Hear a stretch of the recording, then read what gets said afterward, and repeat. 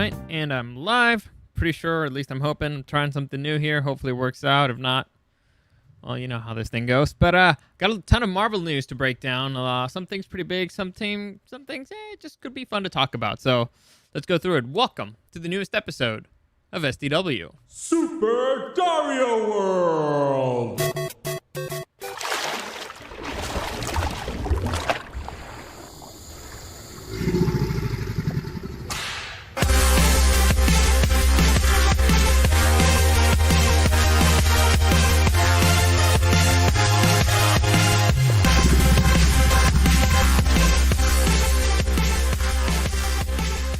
That's one of the things that I don't know if it's going to work out or not. I have no idea if that was if you guys could hear that, because I noticed that in some of the other videos it was double. This, like I said, I don't know. Hopefully you heard that, and if not, whoops, sorry, my bad. Anywho, let's begin. Well, let me just get this out of the way. Any comments, questions, or suggestions, you can find me at Dario the Show on Instagram and at Super Dario World. Also, trying to live stream pretty much every day, Monday through Friday. You can find me at Super Dario World on Twitch and on YouTube. I will have some announcements pretty soon. I'm trying something out. I just need a few things to get ready before that, but get ready for some announcements. Before that, let me just do a... Well, before I begin, let me give you a quick public service announcement, all right? And that is, for those of you who are waiting to see when the next wave of the PS4 is coming, the answer is tomorrow. According to a tweet from GameStop, let me just read you that real quick.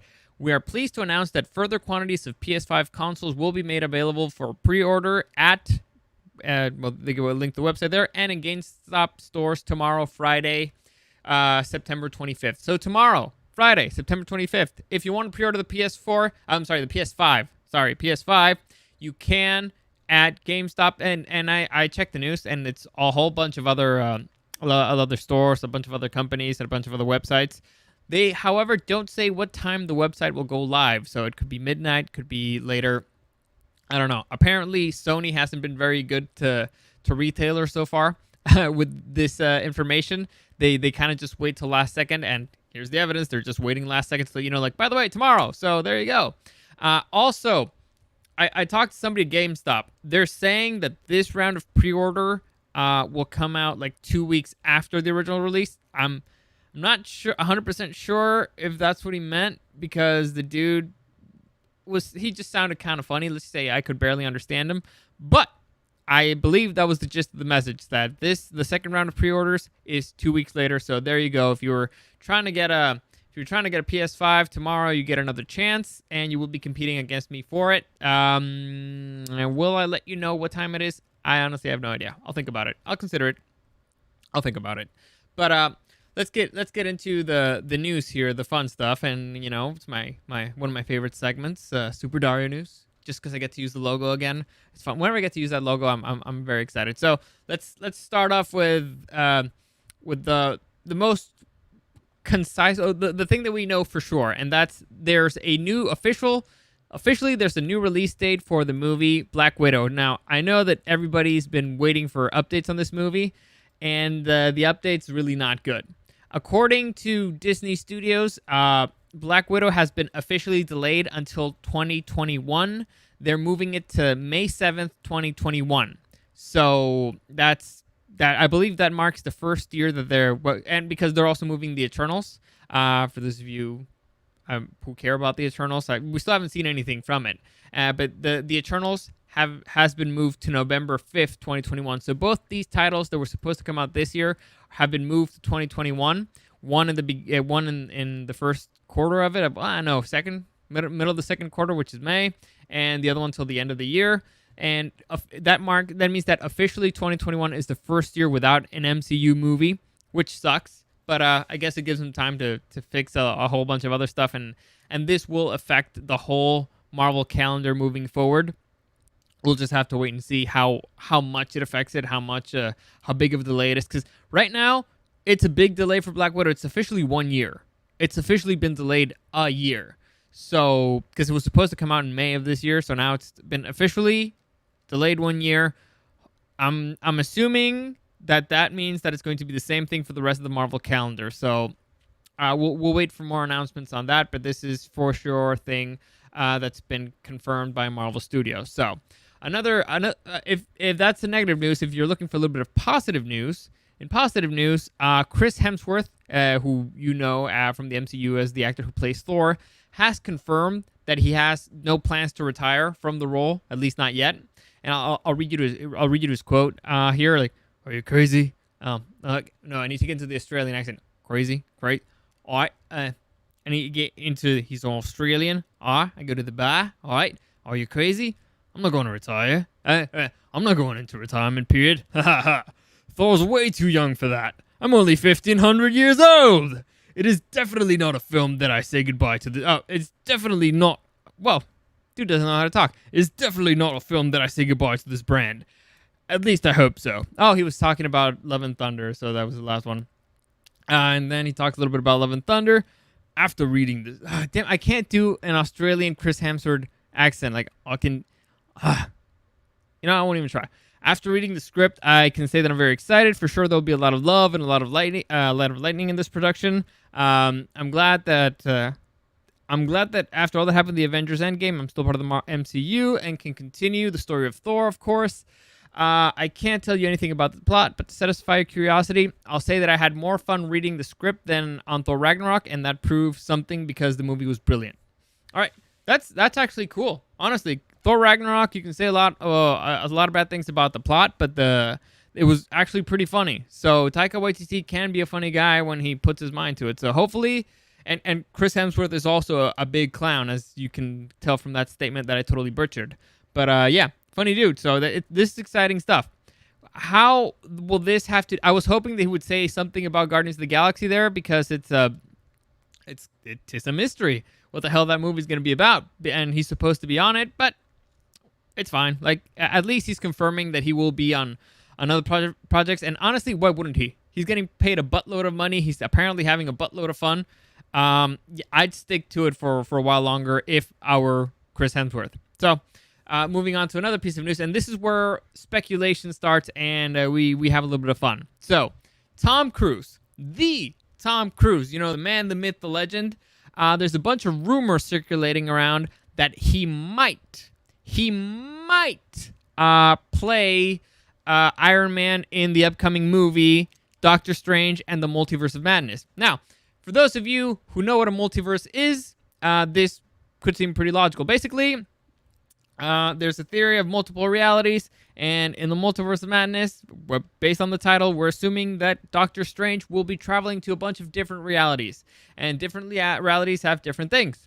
And in this case, he'll probably travel to a piece in the multiverse where Iron Man is actually Tom Cruise. Now, does this mean that all right, so they're saying that he'll play Iron Man. That does not mean that he will be playing Tony Stark, because in a different universe, it's possible that somebody else is Iron Man, not necessarily Tony Stark. Or it's possible that he's Tony Stark, he just looks a little bit different. There's a whole bunch of possibilities here. If I have to guess, I'd say it's a multiverse where it's actually like an action star or like a action junkie, and he built his own iron suit, and that's how he becomes that, or he teams up with a scientist dude. I don't know, but they'd probably tailor it for something that fits a little bit more with Tom Cruise, or not to another one of his performances. But and apparently this is the reason why this rumor has a little bit of weight is because Tom Cruise was in talks to play Iron Man in the past. He really wanted to do it. He's a big fan of the character. So I think it could be fun. Multiverse stuff is fun, and it can give you a big headache, but it's fun. And apparently in the Multiverse of Madness, there's a whole bunch of stuff that there's speculation about. Like, I would love to see Eric Bana back as the Hulk, just because he was so terrible at it. There's also rumors of Edward Norton. There's rumors of Chris Evans playing the Human Torch from the Fantastic Four. So there's a lot of fun possibilities that they could work around. I guess the only issue I have... Well, I mean, DC did this already, right? DC has been working the multiverse angle for a while now in the CW shows, in Flashpoint Paradox, so... Is it kind of playing copycat? Yeah, but Marvel and DC have been feeding off each other for decades now, so it's really no big surprise. So it could be fun. It depends on how they handle it. If it's just a 2-second cameo, it could be fun as well. It all depends on how it's handled and how in depth the story is or how deep he's really involved in the story. But I'd enjoy seeing it. I'm a big fan of Tom Cruise, and even when it looks like he's not fit for the role, he does a good job. Like the example that I always like to mention when it comes to Tom Cruise is the example from Interview with the Vampire. So the author Anne Rice of the Interview with the Vampire was very, very, very upset that they cast Tom Cruise for the role of Lestat. Like I believe she wanted Tom Hanks, and then she wanted 100 other people before she wanted Tom Cruise. So she complained about it. She talked everybody's ears off about it. She complained nonstop. Then when she saw a movie, she loved Tom Cruise so much that she wrote him a letter of apology saying that he was great and she was wrong. So that is the perfect example. Dude's a good actor. He's an insane person, yes, but that's what makes him a good actor. So it'd be fun to see. I'm just saying, it'd be fun to see. And sticking to kind of multiverse stuff, the trailer for the upcoming WandaVision also came out. The trailer is weird, but that's perfectly logical because it's probably going to be a very weird show. Very, very weird show. Now, the thing that's interesting here, at least to me, the thing that could be really fun is trying to figure out what the hell it is. If you watch the trailer, I recommend watch the trailer.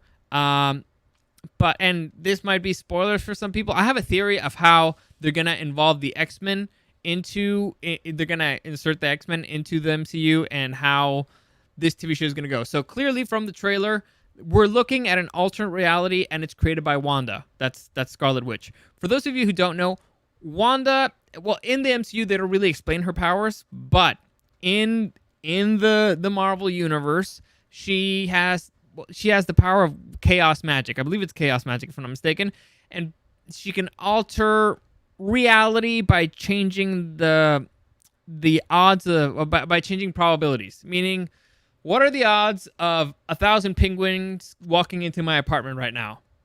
Let's say 1 in a billion. So she can alter that to be 1 billion to 1. So she's changing reality, but it's mostly altering the laws of probability. So she is also an Omega, meaning that she is the most powerful type of mutants are called Omegas, and Omegas basically have unlimited power. Like, for example, the Phoenix Force, like Jean Grey with the Phoenix Force has unlimited power.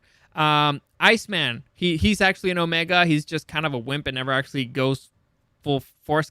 And he's an Omega because he can reach absolute zero. That's the temperature where atoms stop moving. And so that makes him an Omega. There's a bunch of Omegas out there, and they're OP as fuck because, again, unlimited power. And Scarlet Witch is one of them.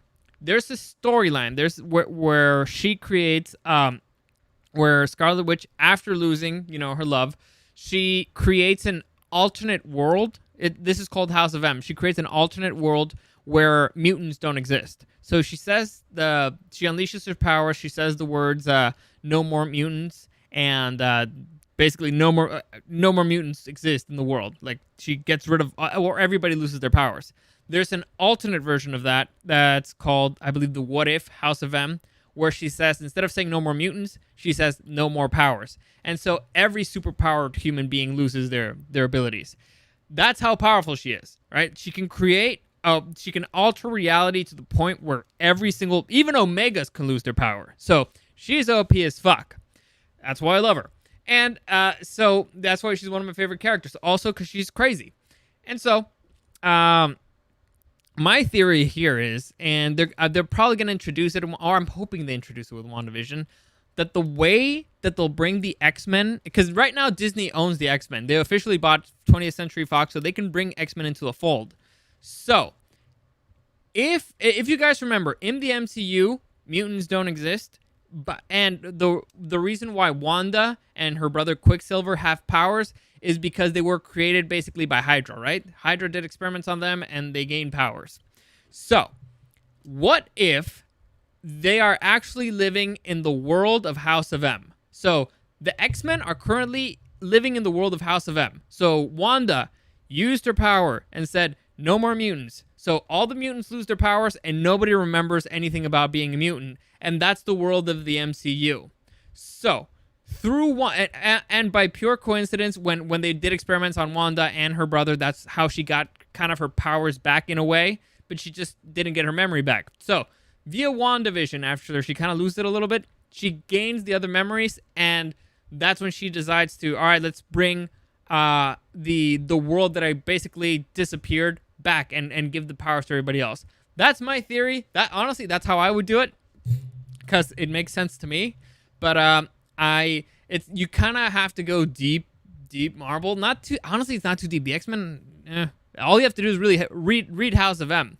So I think that's how they're gonna do it. I think it would be fun. I would enjoy it. It would make sense to me, and it would explain a lot, because it would be like, why aren't there any mutants in this world whatsoever? Like none. And if they start the X-Men franchise from this point, it would be like there's way too many mutants here, and we don't know anything of any of them. So I think it could work out.